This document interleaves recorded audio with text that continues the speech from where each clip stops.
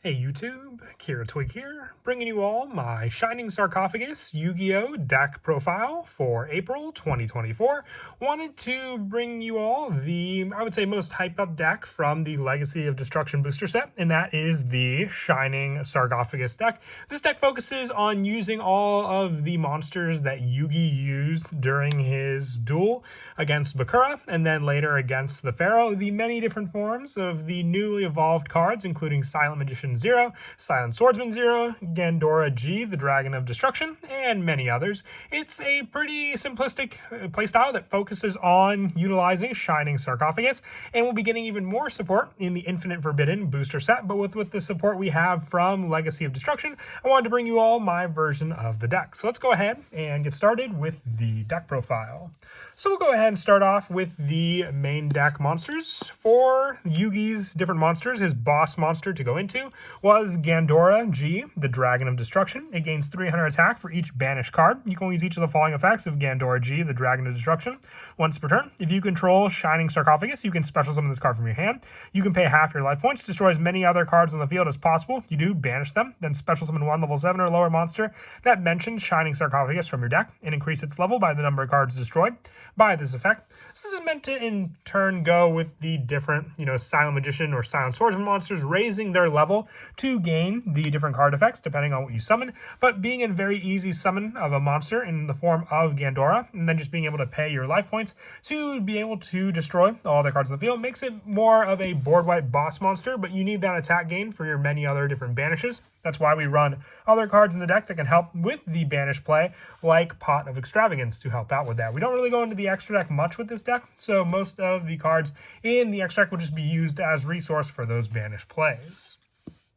And I also run 3 copies of Silent Magician 0. With this card, if your opponent draws a card, increase this card's level by the number drawn.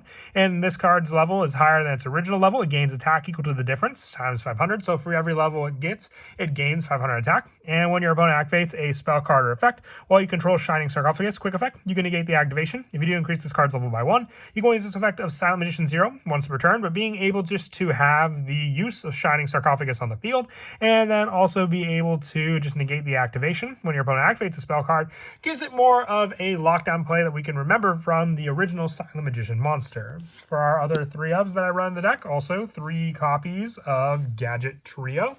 If it's normal or special summon, you can add 1 Shining Sarcophagus or 1 spell or trap that mentions it from your deck to your hand. And if it's destroyed by battle or card effect, you can set 1 Stronghold, the Hidden Fortress, from your deck. So with this card, you have more of an option just to add Shining Sarcophagus. We don't really go for the Hidden Fortress play. It doesn't add as much to the deck for the playstyle we wanted to go for. If you wanted to run one, I can show you what trap you could take out for a copy of the Stronghold Hidden Fortress. This card's mostly in the deck to be able to be a searcher for our Shining Sarcophagus. I also run 2 copies of Silent Swordsman 0. Once per turn during the standby phase, increase this card's level by 1. While this card's level is higher than its original level, gains attack equal to the difference times 500. And this also plays into the fact that Yugi's monster was very similar to this. It would go up by 1 level every turn, gaining that attack boost as well.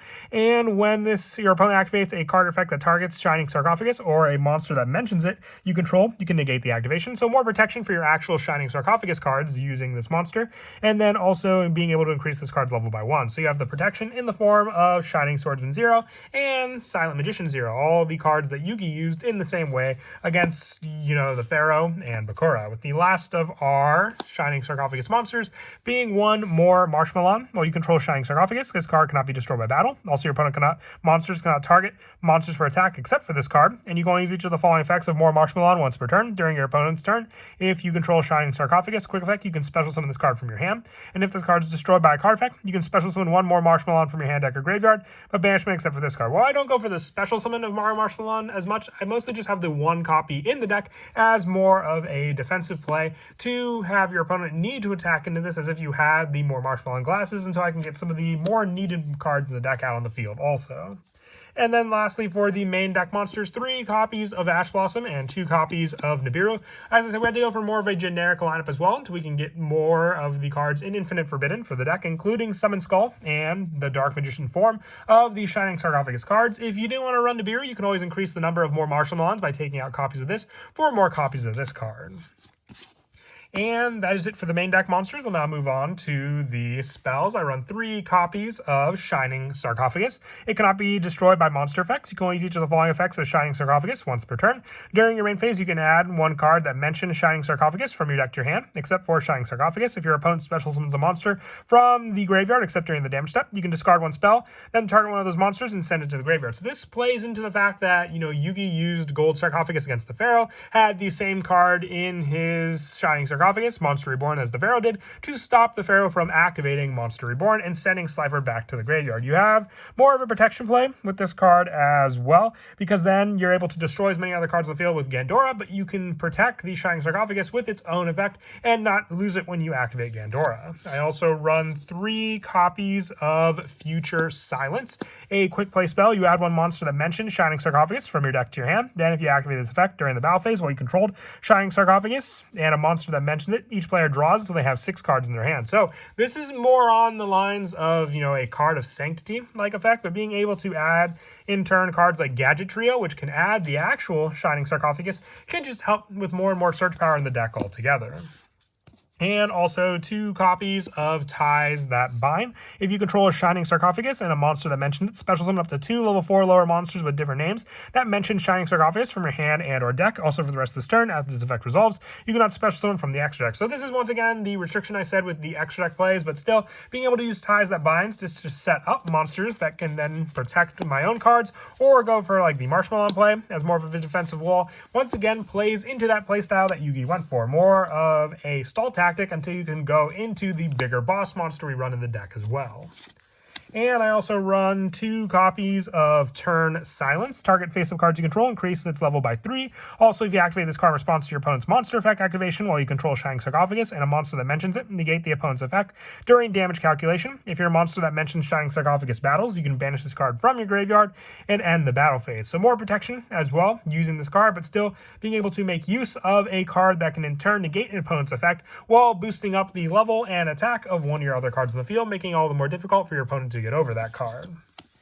And then for more of the generic spell lineup, 3 copies of Pot of Extravagance. As I said, you don't go into the extra deck much, so for the most part, we make use of it by banishing cards for Pot of Extravagance, whether it be 3 or 6. You can make full use of all 15 if you don't go into the extra deck at all, just to have more and more draw power also using this spell. And also by banishing the cards, boosting up the power of the Gandora we summon on the field as also. And 2 copies of Forbidden Droplet for more of a way to send resources if we have multiple resources, including cards like Shining Sarcophagus. If we have one in our hand, we can send the one in the field or the one in hand, vice versa, as a needed cost for this one. And also the 1 copy of Reinforcements of the Army is just another search option to go into cards like Silent Swordsman 0, and also the 1 Call by the Grave. And then, as for the traps, we're running 3 copies of Infinite Impermanence, along with the Nibiru and the Ash Blossom, just a hand trap lineup to protect ourselves more against our opponent's cards. The 3 copies of Solemn Judgment as well. You pay half your life with cards like Gandora, but having another option for life point while being able to stop your opponent's card effects. If you wanted to run the Moving Fortress, you can drop down 1 copy of Solemn Judgment for a copy of the Gadget Moving Fortress, and the 1 copy of There Can Only Be One, just because we have cards like Spellcasters, warriors, dragons, you name it, all these different types, which can hurt our opponent more depending on the play style they use for their own deck, and not really bother with ours at all. And then for the extra deck, it's a pretty generic lineup that we go for with the extra deck. Just the 1 copy of Lena the Light Charmer, Nightmare Cerberus, Reprodocus, Blackluster Soldier of Chaos, Triple Burst Dragon, Borreload for some of the Link monsters, with some of the others being Access Code Talker, and Sarcophagus. Like I said, you don't go into the extra deck often with this deck. You want to make full use of the playstyle combos that you can do with the actual monsters. So for the Xyz monsters, 1 Gagaga Cowboy, 1 Exciton Knight, 1 Trapeze Magician, 1 Baguska, 1 Abyss Dweller, the Tornado Dragon, and the Zeus as well. And the extra deck lineup can be a wide variety. A lot of the times it's just going to be banished for cards that we use with Pot of Extravagance randomly, so you want to make sure you at least keep a pretty generic lineup that if you have something you want to hopefully go into, it's still available for you. And then as for some of the go-to plays, setting up Shining Sarcophagus is the main play, because then you have just that initial search power of once per turn during main phase being able to add one card that mentioned it from your deck, and then also with that card having more plays to continue on with this card. But if you go for plays like Future Silence, which can add a monster that mentions it, you can then go for your Gadget Trio, which was one of the first monsters that Yugi started off with as well. Summon this card out onto the field, going then for Shining Sarcophagus, activating this card, and then during your main phase, add a card that mentions Shining Sarcophagus from your deck to your hand. So then you have more search power for anything else in the deck as well. You can go for your Gandora boss monster, but this will come and play more if your opponent has more cards in the field for you to destroy by paying half your life points. It'll send your own cards, but protect the Shining Sarcophagus.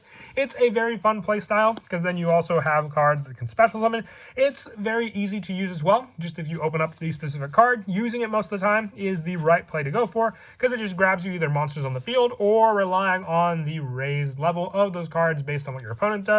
And also, once again, Gandora being your final play to go into when you summon this card out onto the field.